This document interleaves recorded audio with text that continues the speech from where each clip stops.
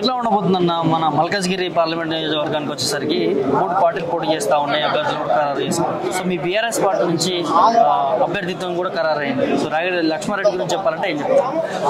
రాగిడి లక్ష్మారెడ్డి చూస్తే గతంలో 20 సంవత్సరాల నుంచి కూడా కాంగ్రెస్ పార్టీలో అతను తన సేవలు అందించడం జరిగింది. 20 సంవత్సరాల సేవలు అందించగానే ఆ 20 సంవత్సరాలు ఉన్నా కానీ చాలాసార్లు కూడా ఆడ ఉప్పల్ల ఎమ్మెల్యేగా ఆయన కూడా కాంటెస్ట్ చేయాలని ఆశపడ్డా కానీ ఆయనకు కాంగ్రెస్ గుర్తింపు రాలేదు. ఆ తగిన గుర్తింపు రాగానే మన బీఆర్ఎస్లోకి వచ్చి మొన్న గత ఎమ్మెల్యే ఎలక్షన్లో బండారు లక్ష్మారెడ్డి గారు అయితే నిలబడ్డప్పుడు ఆయన సహాయ సహకారాలు కూడా బండారు లక్ష్మారెడ్డి గెలుపులో కూడా ఉన్నాయి. కాబట్టి రాగిడి లక్ష్మారెడ్డి గారు వరంగల్ నుంచి హైదరాబాద్కి వచ్చి హైదరాబాద్లో ఒక అంచెలంచెలుగా ఎదుర్కొంటూ చాలా పెద్దగా బిజినెస్గా బాగా ఎదిగిన మనిషి. ఈ రోజున ఆయన అందరిలో కూడా కలుపుకుపోయే మనిషి. 20 సంవత్సరాల నుంచి కూడా ఇదే కాకుండా ఆయన ట్రస్ట్ కూడా పెట్టి మాధురి అని వాళ్ళ అమ్మ పేరు మీద ట్రస్ట్ పెట్టి కూడా ట్రస్ట్ కూడా నడిపిస్తున్న మనిషి. సేవా కార్యక్రమాలు కూడా సేవా గుణం ఉన్న మనిషి.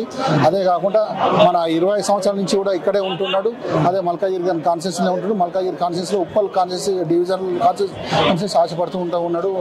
మన ఈటల రాజేందర్ గారు ఇట్లా చూసుకున్నట్టంటే ఇప్పుడు మొన్న కూడా గతంలో మన రేవంత్ రెడ్డి గారు గెలిచిండు. ఏం ఒక్కరోజు కూడా కాన్స్టిట్యూన్సీ మీటింగ్ పెట్టింది లేదు, ఒక పండు పట్టుకొచ్చింది లేదు, ఏది చేసింది. నేను కూడా అక్కడ కార్పొరేటర్గా ఉన్నాం. ఒక దేని కూడా కనీసం మీడియాలో కూడా వచ్చిపోయింది లేదు, ఒకరి కష్ట సుఖాలు కూడా చూసింది లేదు. ఇదే విధంగా రాజేందర్ అన్న గెలిపించినా కానీ మరి అదే విధంగా సునీతను కూడా సునీత మహేందర్ రెడ్డిని గెలిపించినా కానీ ఏంటంటే మళ్ళీ గెలిచిపోయేటోళ్ళే కానీ ఒక పారాషూట్ లాగా ఉంటారు తప్ప ఇక్కడ వచ్చి పనిచేయరు అనేది మా భావన. ఇదే ప్రజలకు కూడా గట్టిగా తీసుకుపోబోతున్నాం. ఇదే వాదన మమ్మల్ని గెలిపిస్తారని మేము భావిస్తాం. దాంతోపాటు ఓవరాల్ అన్ని కాన్స్టిట్యూన్సీ చూస్తే కూడా బీఆర్ఎస్ కి సరైన క్యాండిడేట్ లేరు అన్నట్టు కాంగ్రెస్ నాయకులు చెప్తా ఉన్నారు. దీని పట్ల మీ స్పందన?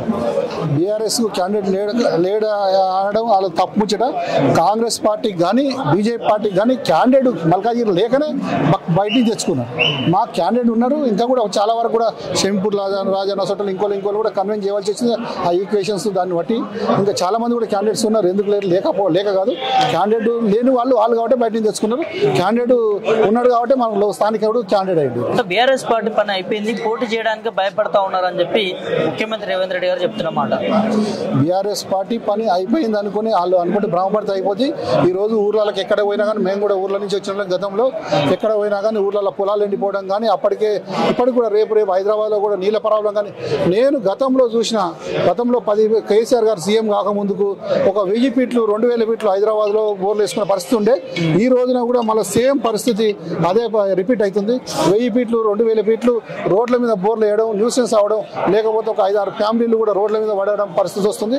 నీళ్లు హైదరాబాద్లో కూడా గ్రౌండ్ వాటర్ పడిపోవడం ఒక 100 రోజుల పాలనకి వాళ్ళకే చెల్లింది అనేది తెలియజేసుకునే సందర్భం. దాంతోపాటు కాంగ్రెస్ నుంచి అంటే మాజీగా ఎంపీగా ఉన్న రేవంత్ రెడ్డికి అక్కడ అంత ఇంత ఓటు బ్యాంక్ ఉందని, అదేవిధంగా బీజేపీ నుంచి ఈటల రాజేందర్ కూడా ఓటు బ్యాంక్ ఉందని ఒక మాట అయితే వినిపిస్తా ఉంది. అంటే ఈ ఇద్దరిని తట్టుకొని బీఆర్ఎస్ పార్టీ నుంచి రాగిడి లక్ష్మారెడ్డి గెలుపొందుతాడని మీకు నమ్మకం ఉన్నదా? 100% నమ్మకం ఉన్నది. గతంలో అనుభవం ఉంది. 5 సంవత్సరాల క్రితం ఒక వాయిస్ ఉండాలి, ప్రశ్నించే వాయిస్ ఉండాలి, ప్రశ్నించే గొంతుగా ఉండాలని అక్కడ ప్రజలు గెలిపించడం జరిగింది. రేవంత్ రెడ్డి గారు గెలిపించిన తర్వాత ఒకరోజు మల్కాజ్గిరి సమస్యల మీద ప్రశ్నించింది ఎక్కడ కూడా లేదు. కాబట్టి ఈరోజు గమనించారు.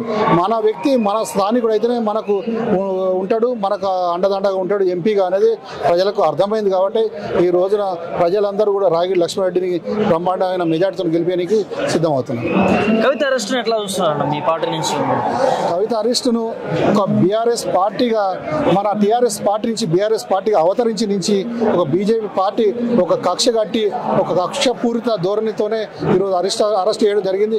ఏదో కోడిగుడ్డు ఈకలు తీసినట్టే తప్ప ఇదేదో కవిత అరెస్ట్ చూస్తలేదు. ఇది కక్ష పూరిత అరెస్ట్గానే చూస్తుంది.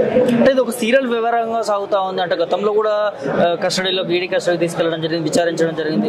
ఇప్పుడు కూడా అదే జరుగుతూ ఉంది. అంటే కవిత గారు కూడా నిన్న బయటకు వస్తూ గతంలో అడిగిన ప్రశ్నలు అడుగుతా ఉన్నారు. ఇది రాజకీయ కుట్రతో చేసిన అరెస్ట్ అని చెప్తా ఉన్నారు. దీని పట్ల అదే మీరు అన్నట్టు రాజకీయ కుట్రతో చేసిన అరెస్ట్ కాబట్టి బీఆర్ఎస్ పార్టీ అయితే ఎప్పుడైతే పెట్టినో అప్పటి నుంచే ఇది స్టార్ట్ అయింది. ఏదో రకంగా కేసీఆర్ గారిని ఇబ్బంది పెట్టాలి.